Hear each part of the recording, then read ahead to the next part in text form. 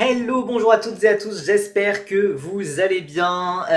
Bienvenue à tous pour cette preview, car oui, enfin, la Formule 2 est de retour. On n'avait pas dit ça depuis 2 mois et demi, presque 3 mois. C'était à Bakou, c'était une autre époque. Bref, enfin, la F2 est de retour pour un double header, puisqu'on va d'abord se diriger vers le Qatar, vers le circuit de Losail, que tous les pilotes, ou presque, vont découvrir.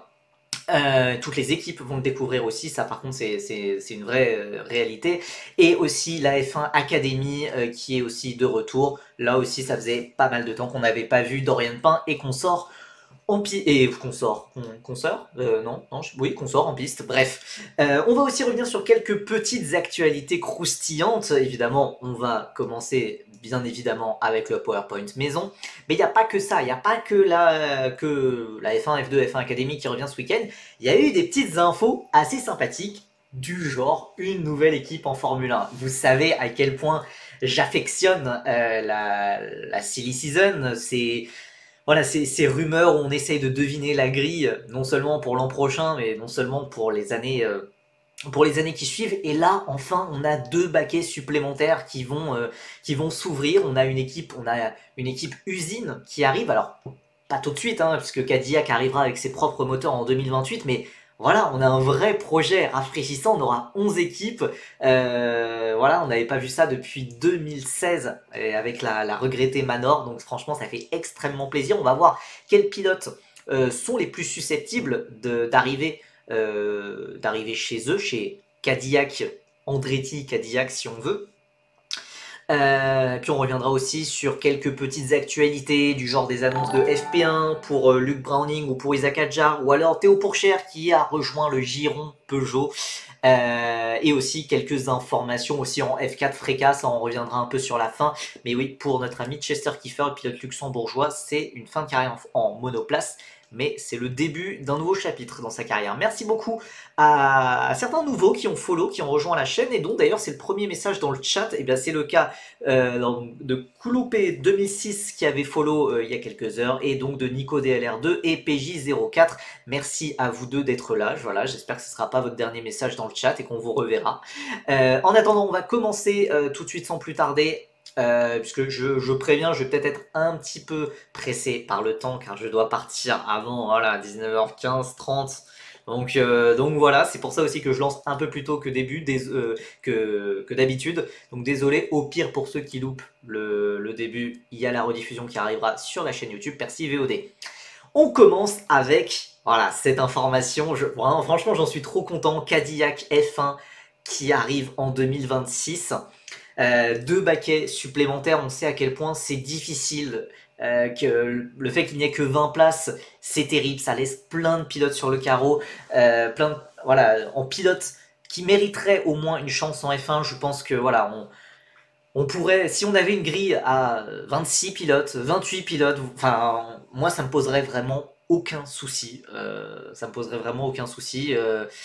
Évidemment, ça poserait un peu plus de soucis aux équipes qui auraient peut-être forcément un peu moins à gagner, puisque ça veut dire que le gâteau financier de la F1 serait partagé en plus de parties. Mais enfin, c'est complètement dingue. Ouais, voilà, le retour à 11 équipes, c'est génial. C'est génial. Donc voilà, on n'avait pas vu ça depuis 2016 avec Manor. Et puis, c'était aussi 2016, c'était aussi la première année de Ast, la dernière année de Manor. Ça veut dire aussi 6 éliminés en Q1. Ça veut dire que le 16e va passer en Q2. Bref, ça va changer plusieurs choses. Ça va changer certaines choses dans le monde de la F1. C'est vraiment très très très sympa. Et surtout, c'est un gros projet. Genre, c'est pas un projet fumeux à la Stéphane Grand Prix ou à la USF1. Voilà, là c'est Andretti, c'est quand même Andretti qui a tout fait derrière, et qui sera vraiment dans l'opérationnel. Certes, ça n'apparaît pas. Michael Andretti n'a pas vraiment de vrai rôle dans l'équipe a priori, mais toutes les structures opérationnelles, c'est Andretti. Andretti, c'est une marque, c'est une histoire exceptionnelle, pas seulement aux États-Unis, mais enfin voilà, c'est une histoire exceptionnelle. Voilà, notamment. Attendez, je confonds les noms. Mario Andretti, le paternel, le patriarche, sera directeur a priori non exécutif de Cadillac. C'est une excellente nouvelle. Bonsoir, finalement, on aura les deux candidats en 2026 avec Hightech. Oui, bah alors moi honnêtement, moi j'y crois totalement hein, que Hightech remplacera Alpine en 2026. Hein. Pour moi, il y a tellement d'éléments qui vont dans ce sens-là. Oliver Hawks, les investisseurs de Hightech qui vont aussi dans les, qui deviennent aussi des investisseurs d'Alpine. Alpine qui quitte le moteur Renault pour passer un moteur Mercedes, alors que Hightech voulait, voulait travailler en F1 avec Mercedes. Ça fait beaucoup là, non? Donc il va y avoir sans doute des discussions pour revoir le barème de points. Je pense pas, honnêtement, je pense pas. Hein. Entre 2010 et 2016, il y avait 11-12 équipes, même en F1. Ça n'a pas posé de soucis. Hein. Ça n'a pas posé de soucis, le barème des points a jamais changé. Honnêtement, je pense pas. Hein.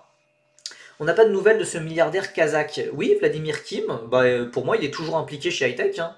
Pour moi, il est toujours impliqué chez Hightech. Il avait racheté 25% des parts, mais max 12 équipes pour moi avec 10 pilotes dans les points, sinon galère d'avoir des pré-qualifs comme début des années 90. Et ben moi je vais dire, et pourquoi pas? Et pourquoi pas? La F1, ils arrêtent pas de dire qu'ils veulent plus d'enjeux, qu'ils veulent des sessions à plus d'enjeux. En vrai, pourquoi pas? Moi je serais vraiment chaud pour que. Alors évidemment, c'est peut-être pas super vendeur pour certaines équipes, puisque évidemment, les équipes, enfin Cadillac, rien que pour entrer en F1, pour payer le droit d'inscription, c'est à peu près 500, 600 millions d'euros. Et ensuite, bah, faut monter une équipe de F1. Mais et c'est vrai que c'est pas super vendeur si on te dit que t'as payé tout ça et t'es même pas sûr de prendre le départ du Grand Prix. Ok, je suis d'accord, c'est pas vendeur, mais sur le principe, moi j'aime bien l'idée. Ouais, bah oui, moi j'aime bien l'idée, en tout cas sportivement. Mais voilà, c'est vrai que financièrement, malheureusement, on est dans un monde où ça pourrait pas se faire, quoi. Ça pourrait pas se faire. Mais sportivement, ça serait super intéressant. Ça ajouterait vraiment un enjeu supplémentaire au vendredi, si tu veux. Tu peux, enfin, je sais pas. Je pense il peut y avoir quelque chose à faire, mais je me doute, ça se fera jamais. Déjà là, on est passé à 11 équipes. C'est absolument dingue. C'est absolument dingue vu toutes les discussions. Enfin, on avait un projet on ne peut plus sérieux avec Andretti. Rien qu'Andretti tout seul, pour moi, ça se passait de commentaires. Pour moi, Andretti veut aller en F1, ils ont un projet solide. Ok, non seulement il y a General Motors qui s'ajoute à ça, et la F1 les a quand même refusés pendant 1 an, 2 ans. Et là, finalement, ça accepte. Donc, honnêtement, je pense pas, je pense pas qu'on verra une 12e équipe de sitôt. Ça m'étonnerait beaucoup. Et voilà, je pense que la prochaine équipe en F1, ça sera possiblement Hightech. J'ai entendu qu'au vu des liens entre Hightech et Alpine, Paul Aron pourrait être réserviste chez Alpine. T'en penses quoi? J'en pense que j'ai aussi entendu ça. Après, c'est quelque chose que j'avais entendu il y a quelques semaines slash mois. Maintenant, on en a moins parlé. Je sais pas trop où ça en est, le coup du pilote réserviste chez Alpine. Puisqu'évidemment, bah, Victor Martins pourrait avoir certains arguments. Il aurait aussi certains arguments pour être titulaire, mais bon, c'est autre chose. Je sais pas où ça en est. Honnêtement, j'en ai pas entendu parler récemment, donc je sais pas. Vous avez parlé de quel pilote pour Cadillac? Bah, pour l'instant, on n'a pas encore parlé des pilotes. Les pilotes, ça arrive juste après. Ma prédit en vitesse, Hertha Gasly. Attends, Natoon 28, là, t'as complètement copié ma prédiction. T'as complètement copié ma prédiction que j'ai sortie sur chez Off-Track. Hein. Sympa les 3 pubs, au moins je paye ton prochain tour dans un paddock. Oui, bah après les pubs elles sont mises de façon automatique. Bon, de façon pré-automatique puisque c'est quand même, j'ai quand même un droit sur quand les mettre les pubs, mais oui, bah désolé, désolé, mais voilà, faut bien que je puisse boire des cafés ou voilà. Pour Gasly, ce serait un win-win, je valide l'idée. Franchement, bon écoutez, voilà, on va commencer vraiment à parler des pilotes. Maintenant, avec qui on peut imaginer au moins un pilote américain. C'est vrai que ça paraît quand même évident. Et il y a un nom, voilà, il y a un nom qui ne cesse de ressortir depuis des années, des années, des années. C'est Colton Herta. C'est Colton Herta, c'est le pilote Andretti par excellence. Maintenant, est-ce que, alors bah, voilà, c'est le pilote qui a toujours été couvé par Andretti. Maintenant, le fait qu'Andretti soit plus tant décideur que ça, est-ce que voilà, est-ce que ça sera tant une priorité que ça? Je ne sais pas. Par pitié, je vais voir Erta, on va vraiment se marrer s'il le ramène en 2026. Tu veux dire quoi par là, Homero? Genre, se marrer dans quel sens? Genre sportivement parce que t'y crois pas du tout ou... Parce que en soi, Colton Herta, j'avoue que personnellement, j'ai du mal à avoir une hype absolument phénoménale. Ouais, voilà. Alors, il a quand même fait deuxième d'IndyCar cette année, après 2 saisons très très très compliquées. Et d'ailleurs, pour l'instant, il n'a pas les 40 points de super licence. Il en est actuellement 39, il en faut 40. Et en fin d'année, il perdra les points qu'il avait gagnés en 2021, donc il passera à 31 points. Donc ça veut dire que voilà, c'est pas encore fait non plus ces histoires de super licence. On se rappelle, il y a quelques années, Andretti qui voulait racheter Sauber, voulait placer Colton Herta chez Sauber, ça n'avait pas pu se faire car il n'avait toujours pas sa super licence. On est 3 à 4 ans après, c'est toujours pas le cas. Dans la vidéo de l'œil du paddock, il nous apprend qu'Andretti a laissé la place au gérant de Gainsbridge, qui est un gros sponsor de la voiture d'Herta quand même en Indy. Comment ça, a laissé la place au gérant? Je suis pas sûr de ce que ça veut dire. Ah, mais enfin, à plus de 30, il y a des dérogations. Oui. Maintenant, est-ce que la FIA, la F1 va faire des dérogations à Andretti, Cadillac? Je sais pas.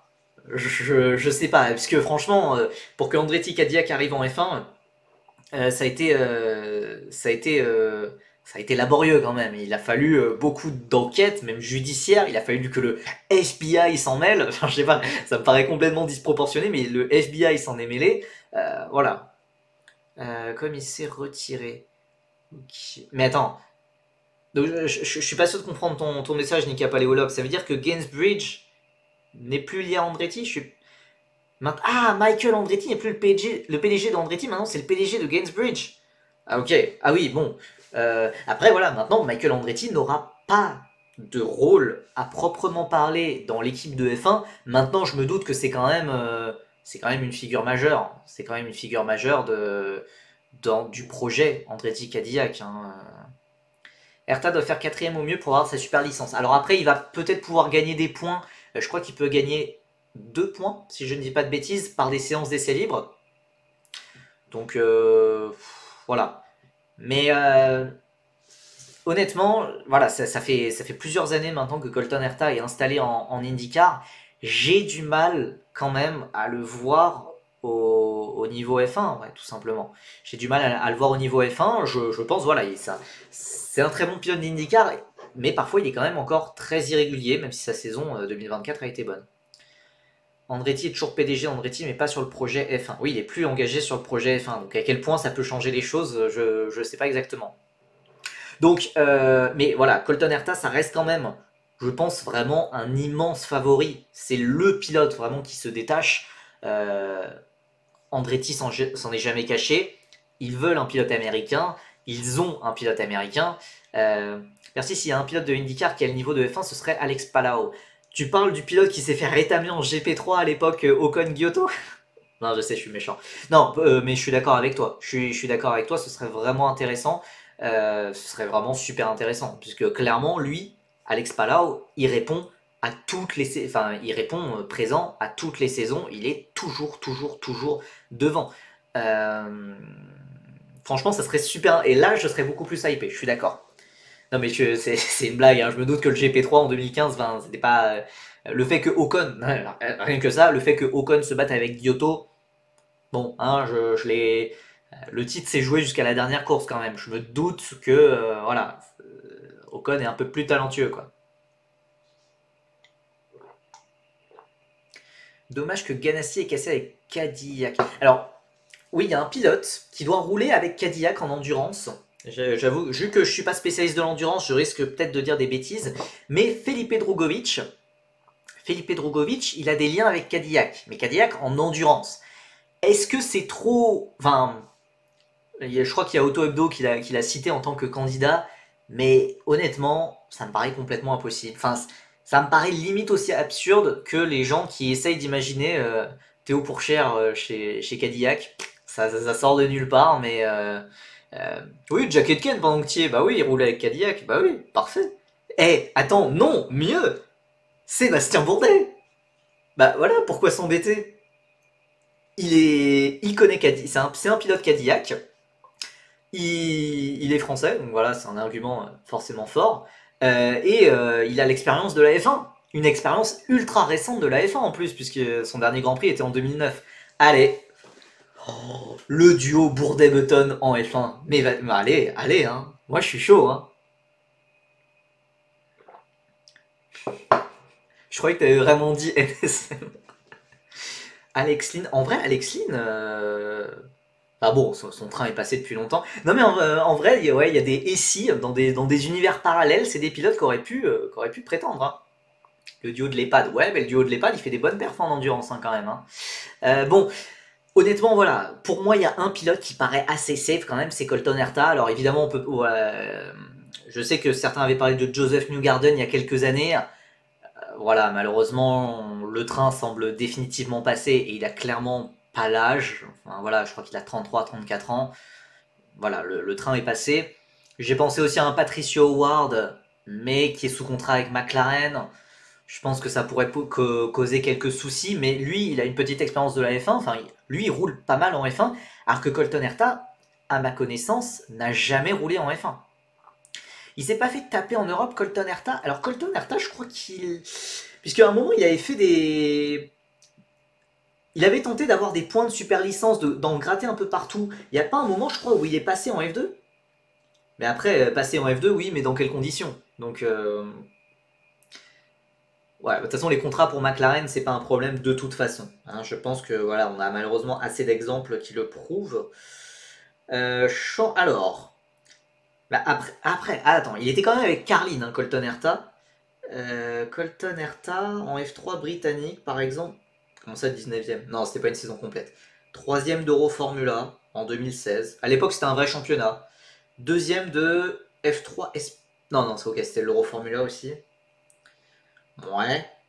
En fait, il est pas resté assez longtemps. Il est pas resté assez longtemps en Europe pour qu'on se dise quelque chose. Puisqu'en vrai, là, comme ça, c'est des résultats qui pourraient être considérés comme bons, hein. Mais il n'y avait pas eu une histoire, il avait pas fait de la F2 à un moment? Où j'ai complètement fumé et je confonds avec un autre. Je confonds peut-être avec Howard. Je confonds peut-être avec Howard, justement. Je dois confondre avec Howard. Ouais, ouais, c'était Howard. Ok.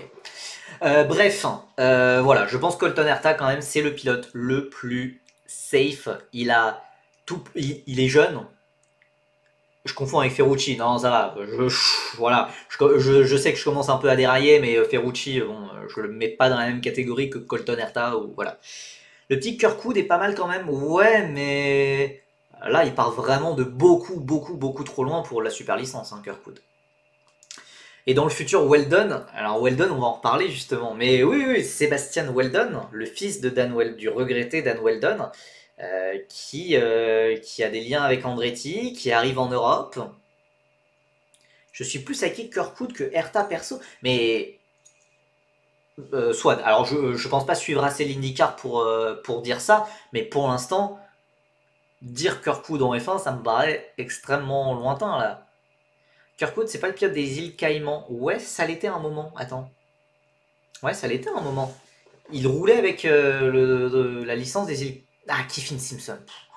Eh, il va falloir que je me replonge sur l'IndyCar là, hein. Si les pilotes d'IndyCar commencent à arriver en F1, il va falloir que je m'y replonge bien. Mais bien vu, c'est Kiffin Simpson. Bon, écoutez, donc, on peut dire Colton Herta a ses favoris. Mais par contre, bon, évidemment, la photo à côté, voilà, j'essaye de vous influencer et j'ai envie d'y croire. Tu veux voir une De Vries 2.0 et bah mettons Herta dans une F1. C'est le risque, hein. Mais de toute façon, c'est un gros risque, surtout d'arriver à un âge aussi tardif, puisque maintenant 24 ans, c'est un âge tardif pour arriver en F1. Voilà, il n'a pas fait toutes les formules de promotion européennes, etc. Enfin, oui, évidemment, il a pas du tout. C'est extrêmement rare le profil des pilotes d'IndyCar qui arrivent en F1 et qui performent. Là, comme ça, le dernier exemple que j'aurais envie de dire, c'est bah, Alonso, ça marche pas trop puisqu'il avait fait de la F1 avant, mais j'aurais dit, c'est quoi, Villeneuve? Je sais pas. Je pense Villeneuve, hein. Ouais, voilà. C'est le seul pilote là qui me vient en tête. Et c'est pas un pilote récent vu qu'il est arrivé en F1. Montoya. Montoya. Bon, pilote des années 2000, c'est un petit peu plus récent, mais oui, Montoya. Villeneuve et Montoya. Mais depuis, il n'y a pas eu d'exemple récent fringant. Et on peut le regretter pour Sébastien Bourdet. Bon, bref. À côté, si on part de l'hypothèse qu'on met un Colton Herta, tu mets qui à côté? Pour moi, c'est forcément... puisque là, comme ça, j'avais pensé à est-ce qu'il pourrait tenter d'avoir un duo 100% américain? Est-ce qu'on pourrait avoir genre un jeune pilote qui lui a fait les formules de promotion européenne, style Jack Crawford? Pourquoi pas? Mais ça fait que tu pars avec deux pilotes qui n'ont jamais roulé dans une F1. Ou peut-être que Jack Crawford fera des FP1 d'ici là avec Aston Martin, puisque c'est un jeune pilote Aston Martin. Bon, honnêtement, voilà, ça paraît difficile d'y croire. Il n'a pas encore sa super licence non plus. C'est un très jeune pilote, il a 19 ans. Il a encore 19 ans, donc pourquoi pas. Mais voilà, Andretti, enfin Cadillac qui va arriver, c'est pas possible. Enfin, c'est pas possible d'arriver avec zéro Grand Prix de F1 parmi ces pilotes. Sauf que l'Académie Aston Martin, c'est un placard. Oui, bah Drugovic, Crawford, hein, même destiné. Hein. Toujours se méfier de Pérez et de ses Kit Kat. Honnêtement, Pérez, maintenant, plus le temps passe, plus je le vois finir sa carrière chez Red Bull. Même si, en vrai, dans l'hypothèse où si Pérez est viré en fin d'année, le fait de faire une année sabbatique, puis de revenir chez Cadillac,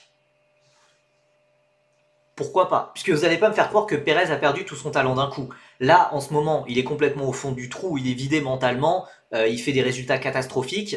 Il mérite, objectivement, de perdre sa place en F1. Mais j'ai du mal à croire qu'on a perdu comme ça tout le talent de Sergio Pérez. Et pourtant, Dieu sait que je déteste ce pilote depuis les accrochages avec Ocon. J'ai toujours très peu. Enfin, non, quand c'était un rookie chez Sauber, je l'adorais. Mais voilà, depuis l'époque avec Ocon, voilà. Il nous fait une Ricciardo. Oui, mais Ricciardo, on lui a redonné les chances. Et Ricciardo a eu des chances supplémentaires et les a pas fait fructifier. Est-ce que Pérez pourrait avoir le droit à ça? Honnêtement, si il a vraiment en 2025 une année sabbatique où il peut vraiment se remettre dans un nouveau mood et tout machin, moi je dis pourquoi pas et ça serait super intéressant. Enfin, sportivement, voilà, s'il retrouve voilà son niveau voilà de 2012, de 2020 exactement, à l'époque, oui, Sauber, Racing Point, etc. Ça peut être super intéressant. Ça peut être super intéressant. C'est irréaliste. Je sais pas forcément. Mais pour moi, ça part de l'hypothèse qu'il faut que Red Bull le vire maintenant. Puisque il faut une année sabbatique loin de la F1. Minimum. Minimum. Puisque oui, on peut aussi penser à Ricciardo. J'ai vu plein de médias évoquer Ricciardo. Mais laissez-le vivre sa vie. Enfin, même, j'ai surtout vu tous les fans de Daniel Ricciardo. J'ai vu tous les fans de Daniel Ricciardo qui étaient en mode, mais arrêtez, arrêtez. Enfin, ils ont assez souffert. Malheureusement, voilà, on a redonné beaucoup de chance à Daniel Ricciardo. Voilà, c'est bon, son train est passé. Ce serait, surtout pour Cadillac, pour un nouveau projet comme ça serait pas vendeur. Ça serait pas vendeur, malheureusement.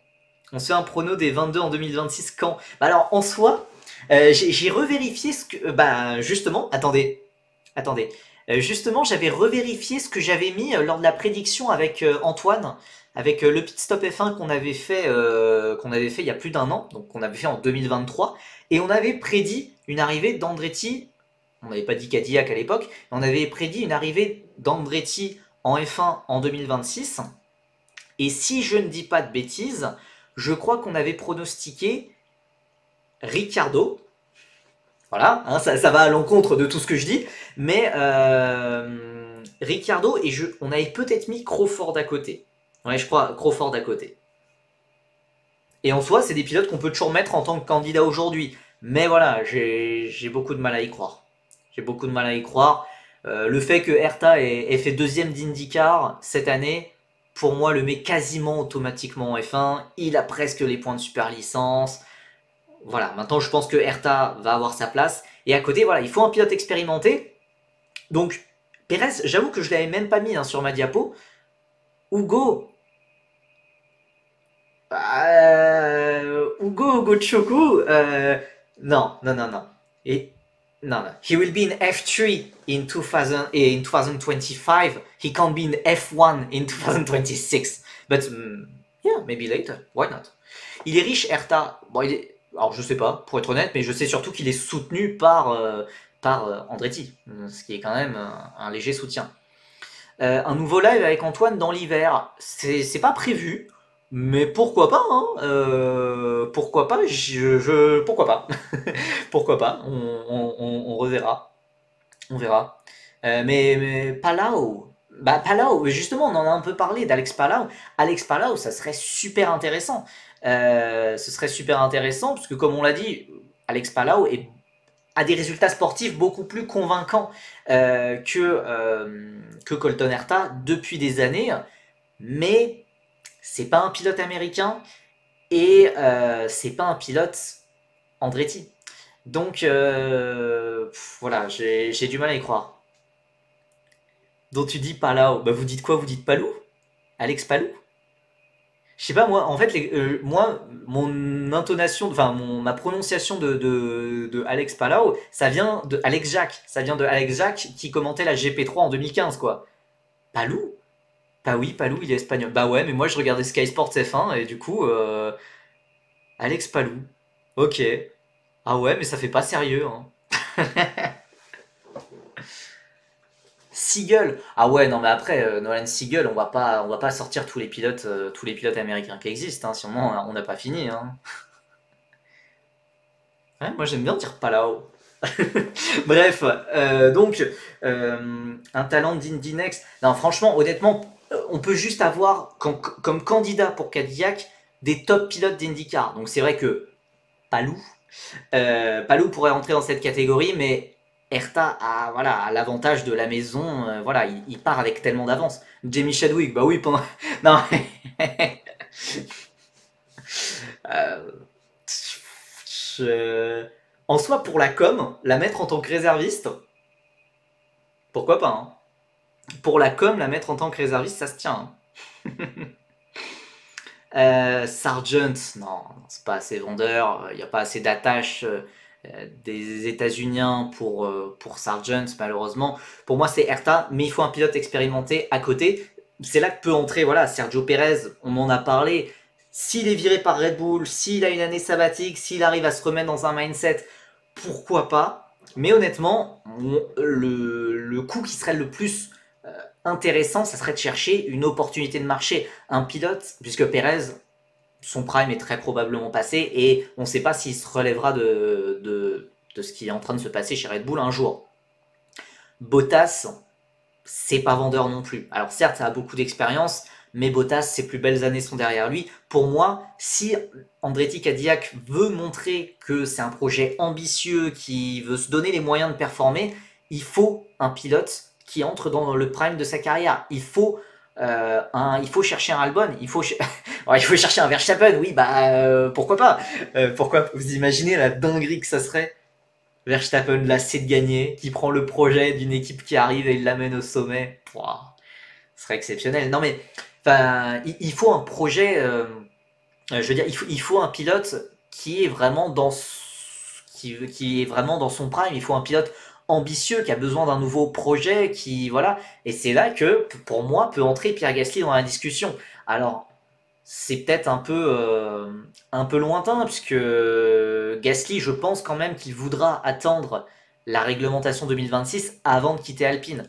Le truc, c'est que les pilotes de 2025 vont avoir des contrats jusqu'à fin 2026, la plupart, ouais.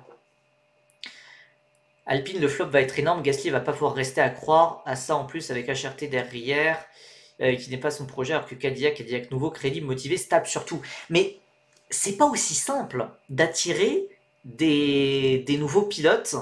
C'est pas si simple d'attirer des pilotes qui sont déjà installés dans des équipes. Et je pense que Audi est le meilleur exemple pour ça, puisque Audi, on a vu tous les pilotes avoir des rumeurs pour aller chez Audi. on a vu Carlos Sainz, c'était le candidat numéro 1. Ah, c'était pas Carlos Sainz qui a préféré Williams, rendez-vous compte. Et ensuite, on a eu Esteban Ocon. Bon, bah, Esteban Ocon, ce sera logique du coup. Il a préféré Haas. Alors, même si Toyota arrive, ça reste Haas quand même. Voilà, ils se sont pris plein de râteaux par des pilotes installés dans des équipes. Voilà, c'est pas franchement évident. Hein. C'est pas franchement évident. Russell est libre. Ouais. Alors, peut-être que Russell est libre, mais je vois pas pourquoi Russell voudrait partir de Mercedes. Surtout que, voilà, il monte en puissance. Alors, à moins qu'Antonelli l'atomise complètement l'an prochain, j'ai du mal à croire que Russell parte. J'ai du mal à croire que Russell parte dans une petite équipe. Enfin, c'est pas le bon timing. Maintenant, Russell, il est prêt. Le dernier week-end l'a montré. Russell, voilà, il doit être le leader de Mercedes.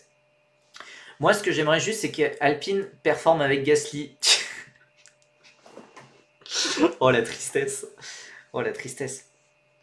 Audi, les pilotes attendaient, ils ont eu des infos, ils n'en ont pas voulu comparer à Cadillac qui vient avec plus de moyens. Alors aussi, l'un des arguments qui peut entrer en compte, c'est que Audi arrive avec un nouveau moteur, avec un nouveau moteur, ils n'ont pas l'expérience des moteurs. Par contre, Cadillac, a priori en 2026, ils arriveront avec un moteur ils seront une équipe cliente pour les 2 premières années, puisque le moteur Cadillac devrait arriver en 2028, voire 2029, puisque dans le communiqué Cadillac, ils ont parlé de la fin de la décennie. Donc c'était pas clair. Donc a priori, c'est Cadillac, Ferrari, Honda. Si c'est Cadillac, Honda, il n'y a aucun doute pour moi, ça sera Yuki Tsunoda. Vu que Tsunoda, voilà, c'est le pilote Honda. Voilà. Mais on a plus l'air de se diriger vers Cadillac, Ferrari. Et dans ce cas, Ferrari n'a pas spécialement de pilote à placer, vu qu'ils ont déjà Berman qui est placé chez Haas. Donc voilà, pour moi, ça peut ouvrir les portes à toutes les fenêtres, comme on dit. Ça peut, pourquoi pas Tsunoda, mais du coup, ça serait sans Honda. J'ai un peu de mal à voir ça arriver. Ça peut être Gasly, ça peut être Albon. Ils n'ont pas annoncé que c'était Ferrari déjà? Non, ils n'ont pas encore annoncé. Hein. Ils n'ont pas encore annoncé, mais c'est de très très grosses rumeurs. Ouais, bah oui, un retour de Giovinazzi. Oh là là. Oh, l'ambition. L'ambition démesurée d'Andretti Cadillac qui arrive avec Antonio Giovinazzi. Bof. Ou avec, ouais, vas-y, Marc Gené et Pedro de la Rosa. Non, Pedro de la Rosa, il est chez Aston maintenant. Beganovic. Alors, Beganovic, déjà, il ferait mieux d'être plus rapide. Parce que là, en ce moment, c'est compliqué, quoi. Il sort d'une saison extrêmement compliquée. Sans oublier un certain Esteban Ocon après une bonne saison 2025 chez Haas. Ouais, mais non. Ocon, il a aucune raison de partir de Haas, surtout avec Toyota qui arrive. Bah non, autant rester dans le projet dans lequel t'es. Ailot, Schwartzman. Ouais, Schwartzman à la rigueur. Non, mais pour moi, il faut surtout si tu mets un. Ouais, je vous vois sortir des pilotes Toyota. Je vous vois sortir des pilotes, des pilotes Ferrari. Oula, je commence vraiment à m'emmêler les pinceaux. Il faut un pilote expérimenté. Il faut un pilote expérimenté pour mener le projet. Donc, Jet Bowling, voilà, ça c'est quelque chose de réaliste. Ça, exactement. Non, je veux dire, pour moi, il faut chercher un gros nom. Il faut chercher un nom d'un pilote qui performe, d'un pilote comme Gasly qui est absolument étincelant ces derniers week-ends. Un Tsunoda, un Albon, pourquoi pas. Voilà, j'ai beaucoup plus de mal avec avec les potentiels Ricciardo, les potentiels Bottas, puisque ça serait pas vendeur. Enfin, les gars sont partis de la F1, c'est derrière eux maintenant, je pense. Et j'ai pensé aussi à Colapinto, mais et c'est vrai que il a l'expérience, même si c'est une expérience très faible comparée à un Gasly, comparé à etc. J'ai du mal à voir ça arriver, parce que je pense vraiment qu'il aura sa place ailleurs d'ici là. Et enfin, pour moi, je le vois rester chez Williams ou alors Alpine le pique. Voilà, on sait pas trop comment ça se passe. J'ai du mal à voir Colapinto arriver en 2026, arriver en 2026 chez Cadillac, puisque voilà, je le vois arriver en F1. S'il arrive en F1 seulement en 2026, ça sera avec Williams, quoi. Albon, il va se faire défoncer par Sainz, il va se casser. Ouais, mais du coup, est-ce que Cadillac aura envie de le recruter? Je sais pas. Des rumeurs RB pour lui aujourd'hui. Oui, Racing Bulls. Oui, et puis... Bon, en tout cas, la hype Colapinto est un petit peu retombée quand même, hein, depuis tous ces crashs. Je sais que Red Bull est un petit peu moins intéressé. Maintenant, est-ce qu'ils vont le mettre chez Racing Bulls? Mais ça voudrait dire déjà aussi virer Perez. Et dans ce cas, tu mets qui à la place? Puisque Lawson, en ce moment, enfin, sur le dernier Grand Prix, a un peu pris l'eau face à Tsunoda. Voilà, c'est pas une situation évidente. Hein, c'est pas une situation évidente. En vrai, Tsunoda, Albon, Gasly et 3, ça peut coller. Ouais, moi j'ai vraiment envie de croire à Gasly, parce que j'ai vraiment envie de voir nos pilotes français loin de ce bateau qui prend l'eau de toutes parts, qui s'appelle Alpine, qui s'appellera très probablement Hightech. Ça me désole que nos pilotes français soient empêtrés là-dedans. Je suis très content que Ocon parte. Donc voilà. Bon, écoutez, si on partait sur un prono aujourd'hui, voilà, enfin je sais pas si c'est un prono ou si c'est une volonté plutôt ou une envie. J'avoue que Gasly, Hertha, enfin c'est pas mal, je trouve. CadillacBooking.com. On passe à la suite et à Théo Pourchère. Oui, il y a enfin eu des nouvelles pour Théo Pourchère qui n'est plus influenceur TikTok ou Instagram. Enfin, il a retrouvé un contrat. Alors, certes, c'est un poste de pilote de réserve, un poste de pilote d'essai et de développement. Certes, c'est chez Peugeot, c'est en WEC. Mais pour moi, voilà, il y a de vraies chances de titularisation en 2026. Il remplace d'ailleurs Malte Jacobsen, qui est un ancien jeune pilote de Peugeot et qui sera titulaire l'an prochain, qui remplace Nico Müller. Donc certes, il ne roulera pas en 2025. Ou alors s'il roule, je pense que ça sera peut-être une course ou deux, ou voilà. Il a dit que d'autres nouvelles arrivaient et ça c'est lourd. Ouais, pour être honnête, je sais. Enfin oui, peut-être on peut imaginer peut-être un double programme dans un. En vrai, l'idéal, ça serait qu'il gagne de l'expérience ailleurs à côté. Genre, enfin, en LMP2, par exemple, ou en IMSA, mais je trouverais ça bizarre. Je trouverais ça bizarre vu qu'il est avec Peugeot. Non, le plus logique pour moi, j'aurais dit de l'European Le Mans Series, oui, en LMP2, ça serait le plus logique. Mais pour être honnête, moi j'ai eu vent d'aucun test là-dessus, hein, je sais pas. Ça veut dire Peugeot fera rouler Schwartzman à sa place. Non, non, honnêtement, j'ai plus confiance en Peugeot qu'en Sauber pour gérer leurs jeunes pilotes, puisque voilà, on a l'exemple de Malte Jacobsen qui est passé de réserviste à titulaire, enfin qui passera de réserviste à titulaire l'an prochain. Vous avez quoi avec Schwartzman? Bah, c'est Sauber qui a fait rouler Schwartzman au lieu de Pourchère, alors que Pourchère est leur pilote réserviste pour les FP1 cette année. Hein. Donc voilà, je suis d'accord, évidemment. Pour moi, je ne vais pas me répéter, je crois que vous connaissez mon opinion sur Théo Pourchère. Pour moi, Théo Pourchère, il méritait complètement sa chance en F1. Il s'est peut-être pas rendu indiscutable comme un Oscar Piastri l'a fait, mais pour moi, il mérite 100 fois sa chance en F1. Il ne l'aura a priori pas. Voilà,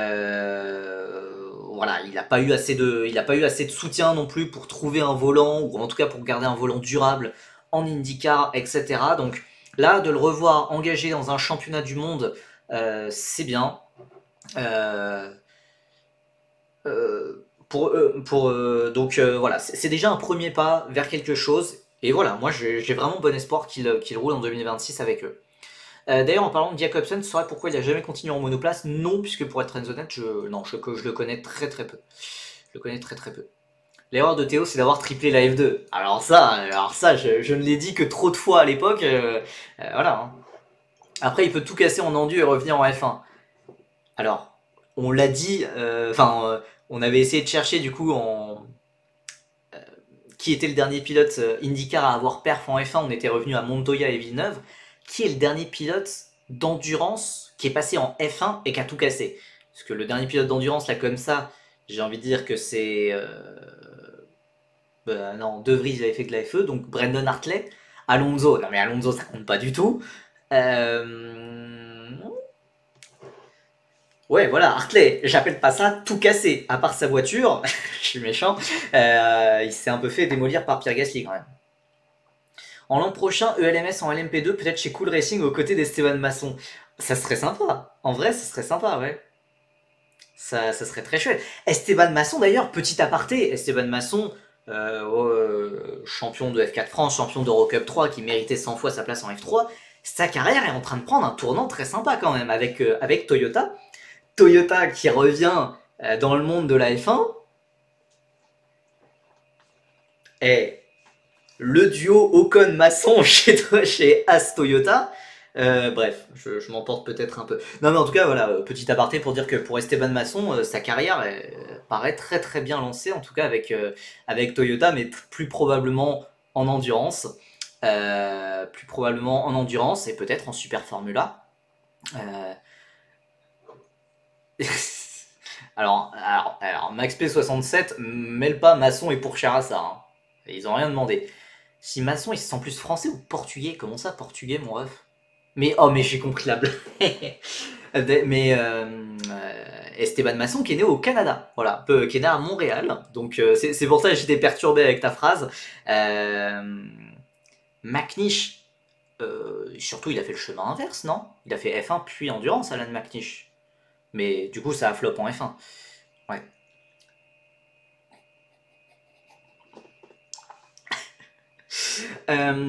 Schumacher. Oh ouais. Ouais, en soi. Ouais, du coup les années 90, début des années 90, Schumacher qui était avec Mercedes. Ouais. Ça se tient, non, c'est un bon point. Et c'est vrai qu'on peut dire qu'il a été plutôt pas mal en F1. Il avait un petit niveau, Michael Schumacher en F1, il se défendait pas mal, ouais. McNish, ses dernières apparitions sur Terre, c'est d'avoir recruté Slater chez Audi. McNish était impliqué là-dedans, je savais pas. Mais c'est vrai qu'a priori, Slater, peut-être que voilà, il irait dans cette académie-là. Voilà, c'est ce que disent les rumeurs depuis quelques mois. Colapinto, il faisait de l'endurance. Oui, mais Colapinto, il... Alors, même si j'ai toujours vanté son profil polyvalent, que l'endurance lui a apporté, etc., machin, honnêtement, Colapinto, ça reste un pilote de formule de promotion classique. Hein.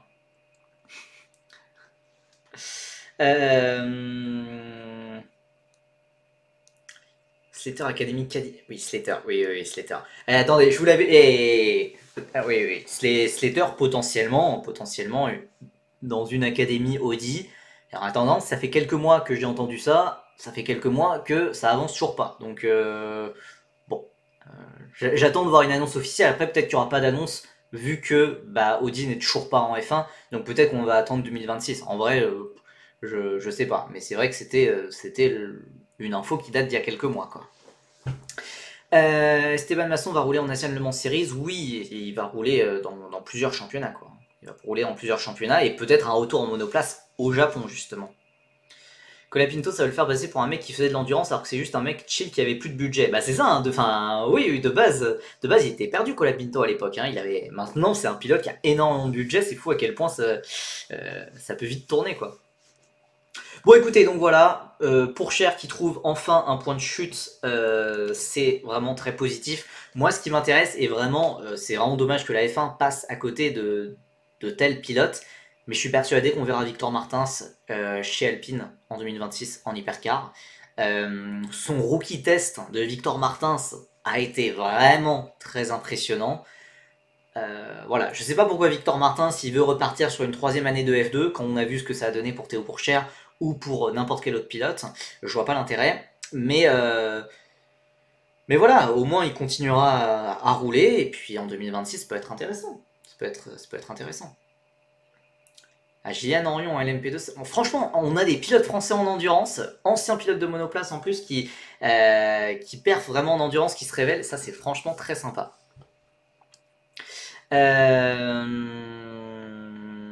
Bon, écoutez, donc voilà, moi franchement, je veux voir les batailles Victor Martins, Théo Pourchère aux 24 heures du Mans, et c'est tout ce qu'on leur espère, puisque voilà, la F1 semble passer, mais maintenant il y a de très très belles choses à faire en endurance.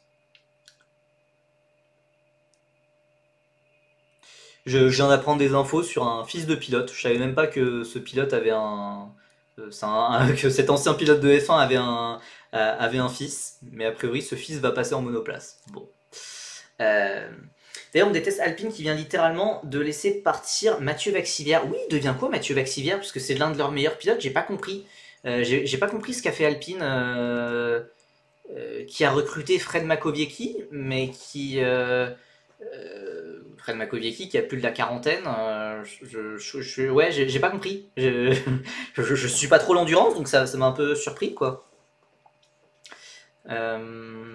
Non, Montero, non, Montero, je connais, enfin, je connais son fils, mais bon, écoutez, un fils de pilote de F1, et puis de pilote de F1, hein, j'ai bien fini ma phrase.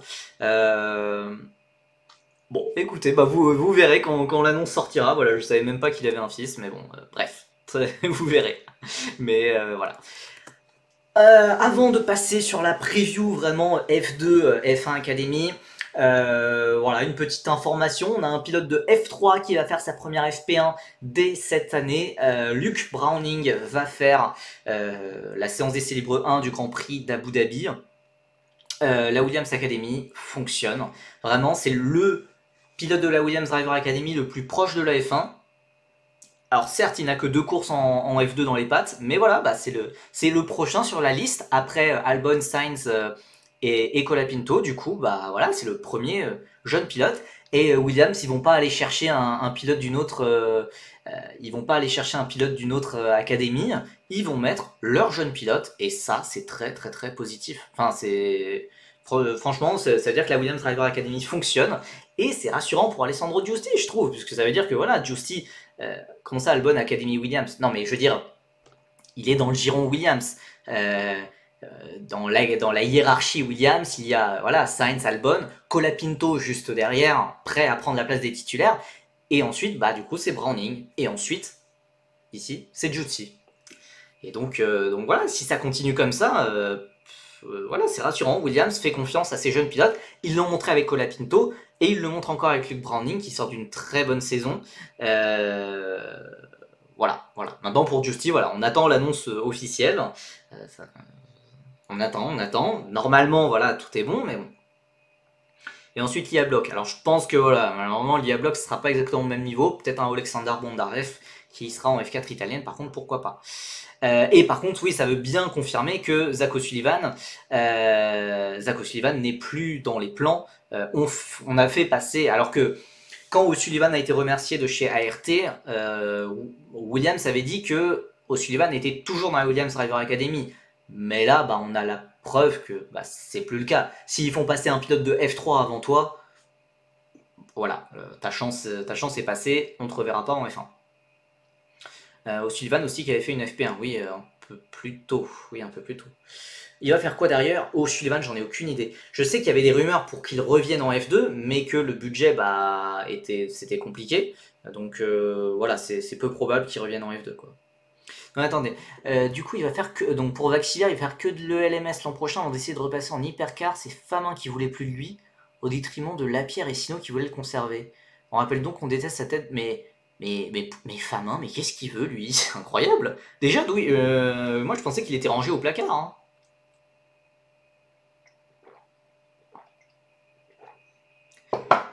Bon, écoutez.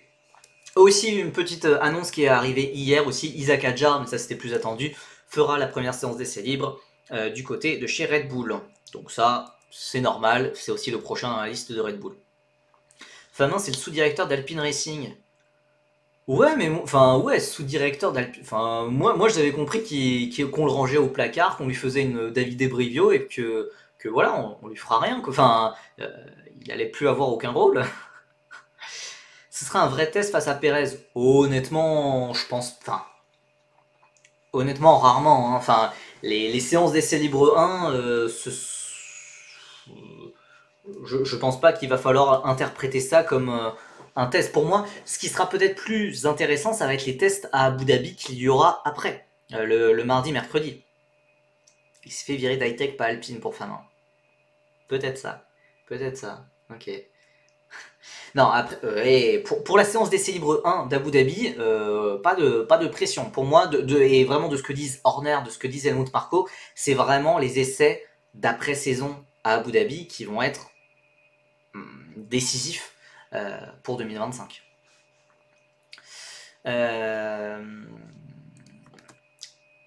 Écoutez, il serait peut-être temps de passer à la preview de la F2. Alors, ça va pas être une preview forcément très enrichissante. C'est un peu plus pour vous remettre dans le bain, puisque bah, l'air de rien, la dernière manche était il y a 2 mois et demi. Donc on a un peu oublié tout ce qui s'était passé. Gabriel Bortoleto est donc en tête du championnat. Il a pris la tête du championnat à Bakou, 4 points et demi devant Isaac Adjar. On se rappelle du week-end rocambolesque d'Isaac Adjar et de Campos à Bakou, où les deux Campos avaient tiré tout droit au même virage, au même freinage, à peu près 10 secondes d'intervalle. Voilà. Donc Isaac Adjar est deuxième à 4,5 points de Bortoleto, récemment annoncé chez Sauber pour 2025. Devant Zayn Maloney, qui est un peu plus détaché quand même, et qui surtout ne fera pas le dernier meeting à Abu Dhabi, puisqu'il sera déjà engagé sur de la Formule E, si je ne dis pas de bêtises. Donc Zayn Maloney, on peut tirer une croix sur lui pour le titre, hormis d'un scénario complètement dingue. En soi, mathématiquement, c'est encore possible, mais bon. On a ensuite Paul Aron, Jack Crawford, Andrea Kimi, Antonelli, le futur pilote Mercedes, qui est 6ème, Franco Colapinto, qui est toujours là, hein, il est toujours là parmi nous. En 7ème position, il devrait normalement bientôt être dépassé par Victor Martins, qui fait quand même une grosse deuxième moitié de saison, et qui est encore mathématiquement éligible pour le titre, mais vous allez voir, ça va être quand même assez compliqué en 2 week-ends de remonter son retard sur Gabriel Bortoleto. On a ensuite Dennis Auger, qui ne fera pas la fin de saison, Richard Verschoor, pilote Trident, qui passe chez MP pour remplacer justement Dennis Auger qui partira l'an prochain en Indy Next. On a ensuite Kouchmaini, Enzo Fittipaldi, qui ne fera pas la fin de saison. Vous allez voir, ça va être que ça. Hein. Enzo Fittipaldi qui sera remplacé par John Bennett, vice-champion de GB3. On a ensuite Joshua Durksen, Zach O'Sullivan qui ne fait pas la fin de saison, car il a été remplacé par... attendez, je commence à me perdre. Car il était remplacé par Luke Browning. On a Oli Berman qui fera son retour après avoir été remplacé par Gabriel Emini, car Oli Berman, lui, avait remplacé Magnussen qui avait été suspendu. On a ensuite Pepe Marty, Juan Manuel Correa qui ne fera pas la fin de saison car il sera remplacé par Dino Beganovic. On a ensuite Amaury Cordil, lui par contre ça bouge pas, il est toujours là, on sait pas comment. Rito Momiyata, Taylor Barnard qui ne fait pas la fin de saison car remplacé par Nils Cullen dans un premier temps, puis par Cian Shields. On n'y gagne pas franchement, je pense qu'on y gagne quand même un petit peu au change, mais bon, voilà. On a ensuite Roman Stanek qui ne fera pas la fin de saison car remplacé par... Oh, je suis perdu. Par Max Esterson. Non, par Christian Mansell. Et oui, Verschoor qui était chez Trident est remplacé par Max Esterson. Donc ensuite on a Villa Gomez, Gabriel Emini qui malgré son premier podium, lui, n'a plus sa place vu que Berman a repris sa place, Browning, Mansell, Goethe qui est toujours là, Cullen qui a perdu sa place. Voilà, c'est n'importe quoi. C'est n'importe quoi comme championnat. On va avoir 5 rookies. T'abuses Shields, Atomis, Cullen. Oui, je suis d'accord, mais bon, on va pas s'enthousiasmer beaucoup pour autant. On va avoir 5 rookies Alors, 4 rookies sur ce week-end, puis un 5e, Leonardo Fornaroli, qui remplacera Zayn Maloney à partir du week-end d'Abu Dhabi, chez Rodin Motorsport. Donc, sur les 22 pilotes du début de saison, il n'y en a que 13 qui vont finir la saison. Enfin, je suis d'accord avec vous, cette fin de saison n'a aucun sens. Enfin, en fait, voilà, il y a ce trou de 2 mois et demi dans le calendrier. Et en fait, ça fait que c'est tellement détaché de tout, c'est tellement à la fin de tout que, quand t'es fin novembre, quand t'es en fin novembre, début décembre, t'es déjà focus sur 2025. Donc évidemment, les équipes ont envie de tester de nouveaux pilotes ou de faire des rentrées d'argent. Les pilotes, ils ont envie de tester en F2. Et certains pilotes, les pilotes qui sont actuellement en F2, ils sont déjà focus sur leur futur. Et certains, ce futur se trouve en Formule E, en WEC, en Indy. Donc voilà. En soi, voilà, donc on a des rookies. Certes, le truc c'est que les rookies risquent d'impacter cette course au titre en fait. Imagine, il y a une safety car ou alors ils crashent l'un des prétendants au titre. Vous allez me dire, le titre F2 ça change pas une carrière, Théo Pourchaire, Drugovic en sont une excellente preuve. Mais bon, c'est pas très sérieux. Christian Mansell chez Williams en 2026. Alors Christian Mansell, il est pas, il n'y a pas de lien de parenté avec Nigel. Hein. C'est même pas la même nationalité. Hein. Mais donc on va avoir voilà, des nouveaux pilotes. Il y a certains pilotes qui ne font absolument pas tâche, hein, qui méritent complètement leur chance. Je m'en fous, ok. Qui méritent complètement leur chance en F2. Fornaroli, bah, c'est le champion F3 littéralement, donc bon bah autant oui, autant tester, autant monter directement en F2. Beganovic, 6ème de F3, qui sort d'une saison compliquée en F3, qui sort d'un Grand Prix de Macao encore plus compliqué. C'est ouais, bon, c'est pas évident, mais il mérite incontestablement sa place en F2. On a ensuite Max Esterson, 21ème de F3, mais à pondérer avec le fait que c'était avec une Genzer et qu'en vrai il n'a pas été ridicule car on n'attendait absolument rien de lui. Pourquoi pas? Pourquoi pas? Bon, après là on a Cian Shields, 30ème de F3. D'ailleurs, ça me fait marrer, puisque franchement, pour les prédictions de grille de F2, je savais que ce gars était pété de thunes, je savais que s'il voulait, il pouvait passer en F2, du coup je l'avais pronostiqué dans toutes les équipes. Résultat, voilà, Cian Shields arrive bien, je sais même pas combien, enfin, voilà, pour aller en F3, il a déboursé le double, le double d'un prix normal. Donc je n'ose imaginer la somme pour un baquet de F2 là. Il a dû lâcher 10 millions, hein. Peut-être pas 10 millions, mais en vrai, surtout pas pour 2 courses, mais bon, voilà. Tu l'avais pas mis chez X, ouais, dosé, hein, dosé. Je l'avais mis partout, on va dire. Et on a John Bennett, et ça c'est beaucoup plus surprenant, parce que John Bennett, il vient de la GB3, de la F3 britannique, donc ça veut dire qu'il y a un pilote qui va essayer de faire une Antonelli, une Durksen, c'est-à-dire passer de la formule régionale à directement la F2, et on a vu que pour Antonelli et Durksen, ça s'était bien passé, donc bah pourquoi pas, en fait, c'est peut-être un truc qui peut se faire plus souvent. John Bennett, c'est vraiment un très bon pilote. Maintenant, voilà, le step risque d'être gros quand même, hein. Ouais, ça risque d'être gros, mais c'est intéressant. Et je pense que c'est quelque chose qui peut se populariser un peu de plus en plus. Et c'est vrai qu'il a déjà 21 ans, il a commencé la monoplace assez tard. Il n'a pas commencé par la F4, il a été seulement en GB3. Seulement en GB3 pendant 3 ans. Donc là, voilà, il a fait vice-champion, pourquoi pas, hein. Bennett, gros talent, mais il y a toujours un petit truc qui fait que c'est pas parfait. Ah, ben oui, voilà, je pense pas qu'il ait ce petit truc en plus, mais pour moi, c'est un très bon pilote. Et je ne sais pas non plus si. Je sais pas non plus si ça veut dire que John Bennett il a sa place pour 2025. Puisque, en tout cas, chez Feeder Series, nous, pour 2025, chez Van Amersfoort, on avait plutôt Santiago Ramos, qui a déjà une saison de F3 dans les pattes. Et John Bennett, lui, il a fait les tests d'après-saison de F3. Il était censé passer en F3, c'était l'étape logique. Maintenant, ça peut peut-être un peu changer les choses, donc je sais pas trop qui on peut retrouver. Est-ce que ça veut dire que forcément on le retrouvera en F2? Pour l'instant, c'est trop tôt pour le déterminer en tout cas. Ce sont forcément des pilotes qu'on verra en F2 l'année pro, ils pourraient redescendre en F3. Ah bah alors, les 4 premiers, c'est des pilotes qu'on verra en F2. Bennett, je sais pas trop. Ouais, je sais pas trop. Bennett qui remplace Villa Gomez. Non. Le baquet qui est incertain chez Van Amersfoort, c'est le baquet à côté de Villa Gomez, puisque Villa Gomez, il est pistonné par papa. Enfin, il part que s'il veut, quoi. Et pour l'instant, a priori, on devrait repartir pour une nouvelle saison pour Villa Gomez.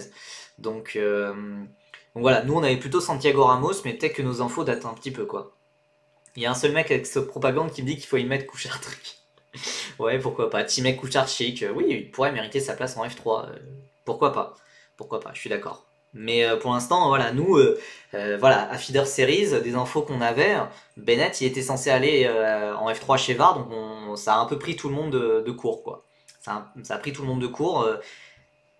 Pour nous, en F3, il n'était pas censé y avoir de surprise, ça allait être quasiment du copier-coller d'après les essais d'après-saison. Donc on verra, on verra. À part si Ramos prend une place chez Invicta, celle où on disait Stanek. Pourquoi pas? C'est pas impossible, c'est pas impossible. Pendant cette pause de 2 mois de la F2, la F1 continue, il y a des trous. Pourquoi ne pas mettre des épreuves de F2 en Europe, au hasard Castellet plus Allemagne dans les 2 trous afin... Naël, quoi, c'est officiel. Ouais, attends. T'es au final, c'est officiel. Attendez, je viens de recevoir la notif sur WhatsApp aussi. Ah, t'es au final.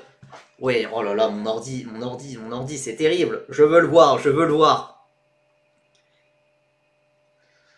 Vamos! On a un Français en F3, Théophile Naël. Je trouve ça hilarant de l'apprendre en live. Je pense que Van Amersfoort a vraiment attendu mon live pour l'annoncer. Et vraiment qu'on parle de Van Amersfoort. Breaking news, Théophile Naël joins Van Amersfoort Racing for the 2025 FIA Formula 3 season. You know, guy, it's amazing. The Frenchman joining. Bon bref, j'arrête. Excellente nouvelle, excellente nouvelle. Alors, comme on l'a dit du coup, pas une surprise. Pas une surprise, voilà, parce que c'est ce qu'on disait depuis le début, et voilà, des infos que j'avais collectées sur le paddock à Monza pour la finale de l'Africa, bon voilà, on sentait que c'était globalement fait. Voilà, en discutant un peu ça et là, ça avait l'air fait. Excellente nouvelle en tout cas que voilà, Théophile Naël rejoint Van Amersfoort Racing. I'm delighted to join. Donc je suis vraiment si heureux de rejoindre Van Amersfoort Racing pour la saison F3 de 2025. Cette nouvelle aventure me remplit d'ambition.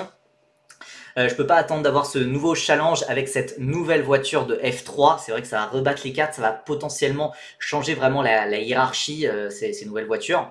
C'est pas dans la citation, mais voilà.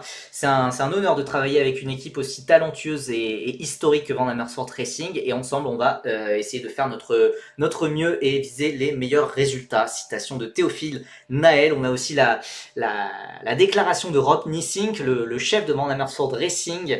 On est si heureux d'accueillir Théophile pour sa saison F3 en 2025. Il a déjà montré un potentiel exceptionnel et une approche professionnelle pendant les essais d'après-saison avec nous.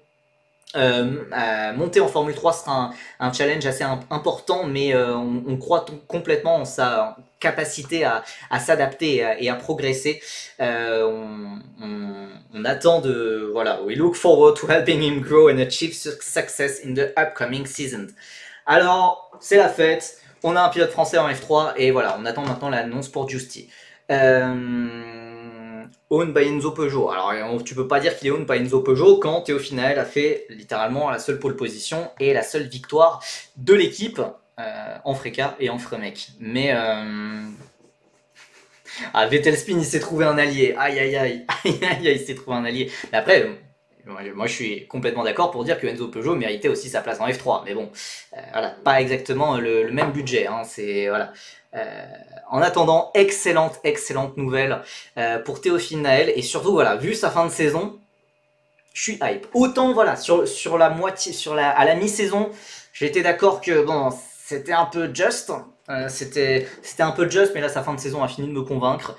On a retrouvé le Théophile Naël de 2023, de début 2024, je suis hype, et voilà, c'est peut-être pas le top team, mais voilà, cette hiérarchie peut un peu tout changer, et quand même, on a vu des pilotes se révéler chez Van Amersfoort en F3. Noël Léon en est l'exemple le plus récent, lui qui va rejoindre Prema cette année, enfin l'an prochain, et on aura ensuite, comment dire, et puis il y avait aussi Franco Colapinto éventuellement. Je pense que la victoire d'O'Sullivan à Monaco, c'est pas exactement la même chose. C'est pas exactement la même circonstance.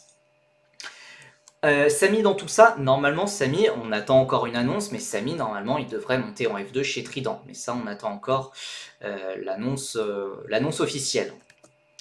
Bon, c'est une excellente nouvelle. Je suis content qu'on apprenne ça en live, ensemble, même s'il y a toujours des rabat-joie. Mais en tout cas, c'est voilà, une excellente nouvelle pour le pilote de l'équipe de France FFSA. Ouais, je trouve le, ouais, j'ai même plus la motivation de faire la preview maintenant. Bon, Isaac Hadjar, évidemment, le but, ça va être de revenir au sommet, évidemment, de décrocher ce titre. Ça va pas être évident. Évidemment. On rappelle qu'il a déjà 4 victoires en course principale. Il est tout proche d'égaler le record de Charles Leclerc de 5 victoires en course principale en une saison. Ça veut tout dire de la saison exceptionnelle que nous fait Isaac Hadjar. Maintenant, voilà. Les rêves de F1, ils dépendent pas tant du titre F2, mais surtout de la décision autour de Sergio Pérez et des essais qu'il y aura à Abu Dhabi. Donc voilà, la F2 évidemment, le titre F2 sera toujours un très bon bonus. Ce qui va être intéressant, ça va aussi de voir l'état d'esprit de Gabriel Bortoleto, qui lui va... comment dire, Gabriel Bortoleto, lui, il a déjà été annoncé en F1. En fait, il va être un peu comme Oli Berman en soi. Il va être un peu comme Oli Berman qui a été annoncé en F1, et puis dès qu'il a été annoncé en F1, enfin dès qu'il a eu sa pige en F1, bah, il n'y avait plus trop de motivation à rouler en F2. Est-ce que ça va faire pareil pour Bortoleto? Honnêtement, je ne pense pas, parce qu'il n'y a que 2 manches restantes, alors que Berman, il avait encore une saison entière à tirer. Donc voilà, je pense que Bortoleto, il aura la motivation pour aller chercher le titre, et vraiment avoir cette légitimité de champion F3 et F2. Donc voilà, j'ai très hâte de voir ça. Imagine à Abu Dhabi, ça se finit avec l'écart de 0,5. Ouais. Honnêtement, je sais que je crois que c'est Helmut Marko qui avait comparé à Alain Prost. Voilà, pour moi, j'aime pas trop ce genre de comparaison. J'aime pas trop ce genre de comparaison. Isaac Hadjar, il fera son histoire. Après, voilà, si moi, je suis pour qu'il gagne avec le plus de points d'avance possible. Si ça se gagne avec 0,5, ça se gagne avec 0,5, on prendra. C'est vrai que ça sera un petit clin d'œil, mais honnêtement, voilà, je vais pas m'emballer plus que ça et me dire que c'est le futur Alain Prost, quoi. Pour Victor Martins, évidemment, le but, ça va être de construire pour l'an prochain. Je vais pas redire ce que j'ai déjà dit sur son cas. Je vois toujours pas l'intérêt de faire une 3e saison. Il y a une multiplication de rabat. Je suis d'accord. Je pense en fait, les gens deviennent trop pessimistes. Voilà, on est dans cet environnement, c'est la société qui veut ça. Ça dit beaucoup au sujet de la société, hein. Bref. Il sera donc avec Ritomo Miyata, ouais, c'est ce que disent les rumeurs. Bon, en tout cas, voilà, Victor Martins, faut essayer de finir en beauté. On a vraiment vu qu'à RT, il y avait un vrai retour en force sur la 2e moitié de saison. Ils ont vraiment commencé à comprendre la voiture. C'est positif. S'il peut y avoir des victoires en plus, on dit pas non. S'il peut gêner Bortoleto, on dit pas non. Mais voilà, tout ce qu'il peut faire de toute façon, c'est de prouver à Alpine F1 qu'ils ont eu tort. Et voilà. D'ailleurs, tu as vu que la FIA et la F2, c'est parti en vrille. Pas spécialement. Pas spécialement. Pourquoi ça? Comment ça? Vu qu'il y a eu 2 mois de break, ils ont mis un nouveau moteur à Hadjar. Ouais, je sais pas, hein. Je sais pas si c'est bien, hein, parce que les nouveaux moteurs, on a vu, même avec Isaac, voilà, hein, la fiabilité est pas assurée non plus, hein. Le bashing franco-français, ça me dépasse quand même. Ouais, on aime bien se faire du mal. On est français, voilà. Il y a un article de motorsport.com dessus. C'est vrai que le premier virage de Bakou. Non, comment. Enfin, je suis pas sûr de comprendre c'est quoi la ref. Ah, mais de toute façon, non, donc, merci d'avoir une confirmation de quelqu'un qui a travaillé chez Mechachrome, mais évidemment, voilà, je tombe beaucoup sur Mechachrome, mais en vrai, c'est pas tant de leur faute, c'est surtout qu'ils n'ont pas les moyens de faire plus, quoi. Motorsport.com F2. Enfin, c'est quoi le drama? F2 2024. La purge se poursuit à la FIA. Marquez va cumuler F1 et F2. Oula. Ah, donc le directeur de course change aussi. Ah ouais, Mohamed Ben Sulayem, il fait... Ah oui, il vire tout le monde, là. Il vire tout le monde. Honnêtement, c'est peut-être pas plus mal, hein, vu des décisions controversées qu'on a eues de la part des commissaires en F2. Je sais pas. Bon, c'est bizarre. À suivre. Bon, voilà, j'ai aussi mis sur la diapo que oui, Victor Martin c'est mathématiquement éligible pour le titre, mais il faudrait reprendre 76,5 points sur 78 possibles à Bortoleto. Autant vous dire que ça risque d'être fini assez rapidement, peut-être même dès demain, dès la qualif de F2, puisqu'il il faut que Victor Martin claque la pole pour garder des espoirs de titre. Bon, voilà, ça paraît assez compliqué. On va passer à la F1 Academy très rapidement, puisque ce championnat, je le prends pas vraiment très au sérieux. Abby Pulling est en tête du championnat avec 95 points d'avance et a de bonnes chances d'être sacré dès ce week-end à Losail au Qatar. Par ailleurs, d'ailleurs, on n'en a pas parlé, mais voilà, c'est dur de prédire une hiérarchie quelconque, encore plus que sur les autres manches de la saison, pour la simple et bonne raison que la plupart des équipes de F1 découvrent la plupart des équipes de F2 découvrent le circuit de Losail. La F2 n'est jamais allée à Losail. Et l'ultra majorité des pilotes va découvrir la piste. Alors, évidemment, ils l'ont fait en simulateur. Mais là, comme ça, je sais qu'Antonelli a déjà testé au Qatar. pour Mercedes. Je sais que Victor Martin s'est déjà testé au Qatar pour Alpine. Mais sinon, je crois que c'est les deux seuls pilotes là comme ça qui me viennent en tête qui ont déjà roulé sur la piste au Qatar. Mais du coup, dans des F1. Kouchmaini, je sais pas s'il était à ces tests-là, hein, puisqu'il y avait des tests récents entre Gasly, Douane et Martins. Je sais pas s'il y avait Maini. Je ne crois pas honnêtement. Et oui, pour la F1 Academy, il l'était. Ok, ok, bah, très bien. Il y avait des essais F1 Academy, oui. Donc en F1 Academy, tous les pilotes ont déjà roulé 3 jours au Qatar. Donc voilà, on a Pouling en tête du championnat devant Dorian Pain, mais Veug, etc. On aura une nouvelle addition, la wildcard Alisha Palmowski, vice-championne de GB4. Ça c'est très très très intéressant puisqu'elle sort. Elle a fait une excellente première saison de découverte de la monoplace. Donc ça va être intéressant de voir ce qu'elle va donner pour ses débuts en F1 Academy. Ouais, Alisha Palmowski, elle a l'air d'avoir un bon potentiel. Voilà, pour Dorian Pain, ce que j'ai bien aimé, c'est la communication récente, de Dorian Pain, qui a vraiment dit qu'elle n'était pas là pour se battre pour des P2, pour des P3, et elle était là pour se battre pour des victoires. Là, j'étais content en entendant ça. J'étais content en voyant l'interview. Voilà, je préfère vraiment voir ça. C'est vraiment positif. Maintenant, voilà, il faut espérer. J'aimerais bien voilà, que la saison se termine bien, puisque voilà, en Freca, ça a été compliqué la fin de saison, on va pas se le cacher. Et voilà, il faut essayer de partir d'un nouveau pied pour 2025, car là, ça sera la saison ou jamais. Ça sera la saison ou jamais, quoi. Pour Dorian, avec très probablement, même quasiment sûr, un double programme Freca et F1 Academy, où là on espérait que tout va se passer. Théophile en F3, oui, on l'a appris en live. On l'a appris en live.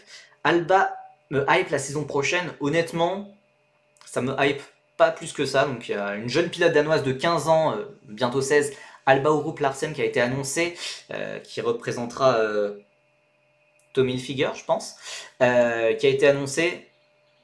Bon, pas plus convaincu que ça. Alors, elle a certes gagné le FIA Girls on Track, mais pas plus convaincu que ça. Une danoise. Pas plus convaincu que ça, surtout que voilà, à côté, il y aura des nouvelles rookies très intéressantes qui ont déjà montré d'excellentes choses face aux mecs, genre Ella Lloyd en F4 britannique ou Alisha Palmowski en GB4. Va y avoir des pilotes intéressantes en F1 Academy l'an prochain. Maintenant, la F1 Academy, voilà, vous connaissez mon opinion là-dessus. Le sportif, c'est vraiment au second plan de ce championnat et c'est bien dommage, quoi. Voilà, très rapidement, on va passer sur parce que moi je dois pas tarder à y aller. Je suis un peu pris par le temps. Quelques annonces en F4, en Freca, etc. J'en ai pas parlé sur Twitter, mais il y a un line-up vraiment intéressant en F4 qui va arriver chez Hightech, donc en F4 britannique et en Formula Winter Series. On va avoir Léo Robinson, le pilote algérien, on en avait parlé. Merci beaucoup à Yazoo93 pour le follow, merci beaucoup à toi. Donc l'Algérien Léo Robinson, on en avait déjà parlé la semaine dernière. Il sera accompagné de Thomas Berman, le frère d'Oli Berman, accompagné de Fionn McLaughlin, le pilote Red Bull Junior, qui fera ses débuts en monoplace à 17 ans, et Nina Gadman, qui avait fait de très bons débuts en F1 Academy. C'est un quatuor franchement sympa. Donc les 4 pilotes peuvent être potentiellement intéressants pour le futur. J'en ai aussi parlé sur Twitter. Sébastien Weldon, le fils du regretté pilote d'IndyCar, qui va rouler chez Prema pour une manche de Formule Trophée Moyen-Orient à la mi-décembre. Il a testé chez Prema en Italie. Il devrait normalement arriver en Europe. Faire de la F4 italienne, peut-être a priori chez Prema en tout cas. Ça serait très intéressant. Voilà, j'ai vraiment hâte de voir ce que ça va donner, puisque évidemment ce gamin a une histoire complètement dingue, quoi. Enfin voilà, malheureusement il a perdu son père à l'âge de 2 ans, et malgré ça il continue en sport auto. Il y a son petit frère aussi, Oliver, oui, je crois Oliver, ou Alexander, petit doute là, 3 ans plus jeune que lui. Voilà, bon, voilà, l'histoire peut être incroyable. Est-ce que ça sera peut-être le futur visage de Prema ou d'Andretti en IndyCar ou en F1 voilà, il peut y avoir de très belles histoires si ça continue. En tout cas, voilà, Sébastien Weldon qui a déjà montré de très belles choses sportivement. Ouais, oui, donc oui, Sébastien Weldon, c'est le fils aîné, et bon, pour le fils cadet, voilà. T'as vu pour Jeff Hall et Schaufler? Oui, j'ai même pas eu le temps de l'écrire, mais Ethan Jeff Hall, gros talent britannique qui va monter en F4 britannique chez Argenti. Et Schaufler, non, j'avais pas vu. Pour Schaufler, il y a eu une annonce? Est-ce que l'annonce de la F4 espagnole est officielle? Oh là là, Théophile Naël annoncé chez VAR, je suis trop content. Il n'y a pas eu d'annonce officielle pour Schaufler. Non, pas d'annonce officielle, ouais. Mais a priori, ça devrait faire de la F4 espagnole. Les tests fréquents ont continué, j'en ai rapidement parlé aussi sur Twitter, on a notamment retrouvé toujours les mêmes noms hein, devant. On a retrouvé notamment les mêmes noms devant avec Evan Gilter, Freddy Slater, Rachid Aldairi, toujours surprenant, Pedro Clerot qui a été officiellement annoncé, toujours chez Van Amersfoort, James Segosi avec une RPM qui est toujours très rapide en test hivernaux. Chez RS, les RS ont été très discrètes lors des essais à Misano actuellement. Elles ont été très discrètes pour la simple et bonne raison que c'est des voitures qui datent d'il y a plusieurs années. C'est pas les voitures qui sont utilisées en course, donc pas d'inquiétude plus que ça, mais Enzo Deligny a l'air de faire en tout cas des essais bien productifs. Des nouvelles pour MP en Euro 3. Alors je ne sais pas si tu parles de l'attribution du titre 2024 qui n'a toujours pas été donnée. Ça devrait prendre encore quelques semaines. A priori, on va avoir des réponses en décembre normalement. Chez MP en Eurocup 3, voilà, il devrait y avoir des pilotes très talentueux. J'ai entendu du Mattia Kolnaghi peut-être, du Maciej Gladish, peut-être à Lazari, je sais pas trop, du Emo Fittipaldi normalement. Voilà, l'Eurocup 3 devrait avoir un line-up intéressant avec notamment un pilote français, Jules Caranta, chez Campos. Pour Ethan Jeff Hall, non, voilà, aux Belges qui me regardent, on n'a toujours pas de réponse concernant qui a gagné le Ferrari Driver Academy Scouting Camp. Est-ce que c'est Thibaut Reimakers, le jeune pilote belge de 14 ans? Je ne sais pas. Est-ce que c'est Ethan Jeff Hall qui a été annoncé en F4 britannique chez Argenti? Je sais pas trop. On n'a toujours pas de réponse. Et on a Lorenzo Castillo qui a été annoncé en Eurocup 3, mais on s'en fiche un petit peu.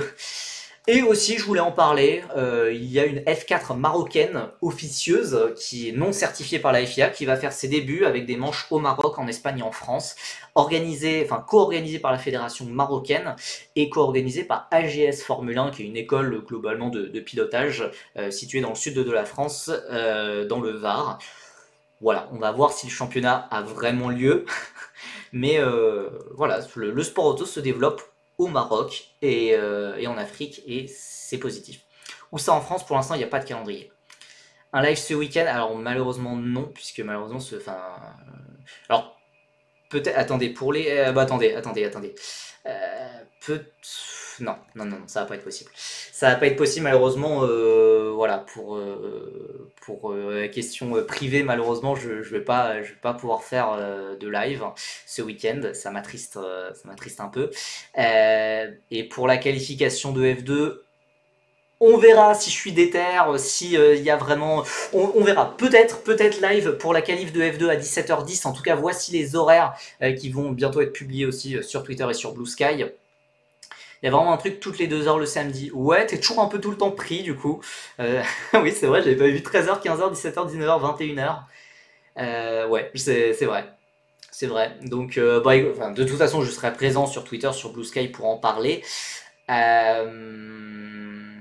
Voilà. D'ailleurs, donc, je pense qu'on fera un live débrief le lundi pour en parler. Peut-être live demain pour suivre la qualif ensemble, je ne sais pas.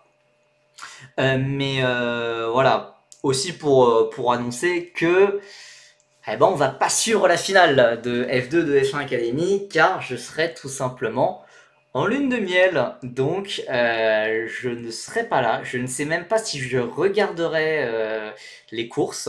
Je vais peut-être tout rattraper en arrivant en France à mon retour. Donc voilà. Et, hop là. Peut-être que je vais être un peu déconnecté pendant quelques jours et que je vais profiter loin de... T'as pas le sens des priorités. Ah là quand même, j'avoue, bon, j'avoue, je peux faire quelques exceptions quand même, je pense. Je peux faire quelques exceptions. Tout comme, rendez-vous compte, j'avais priorisé mon mariage civil au lieu de regarder la course 2 de F4 France. Qui fait ça? Qui fait ça? Complètement dingue. Bon, bref. J'espère au moins que tu suivras le karting loisir à Angéville la semaine pro où mon petit frère roule. Et ben, j'envoie toute ma force à ton petit frère en tout cas. Bon, écoutez, de toute façon, on en reparlera peut-être vendredi, je ne sais pas, car j'ai pas mal de choses à préparer, notamment voilà, pour ce week-end et pour la lune de miel à prévoir. De toute façon, si on se retrouve pas vendredi, on se retrouve sur Twitter, sur Blue Sky, et aussi lundi soir pour un live débrief. Et attends, il y a le départ. Hey, Getso. No, I destroyed the car, no. Pour toi, j'ai des contacts avec 4 équipes de GT4. Bah, c'est bien. Attends, et t'entres? Est-ce que t'entres dans la voiture de GT4? Ça, c'est la grande question. Bon, tu m'en diras plus sur Insta en tout cas. Merci beaucoup. T'entres dans la voiture? Bah, ok, bah, ça peut être sympa ça. Ça peut être sympa comme histoire. Bon, écoutez, merci d'avoir été aussi nombreux sur ce live. C'était très chouette de parler de tout ça, de F2, de suivre l'officialisation de Théophile Naël. Va vite falloir que je fasse un tweet pour en parler. De Théophile Naël en Formule 3, c'est la grosse bonne nouvelle du live, de parler d'Andretti, de Cadillac. C'était très sympa. La rediffusion arrivera un peu tard dans la soirée, voire même dans le courant de la nuit, très probablement. Ouais, courant de la nuit. Donc en tout cas, voilà, passez à tous une très bonne soirée et on se dit très probablement à lundi ou à très bientôt de toute façon sur Twitter et sur Blue Sky. Salut, bye bye.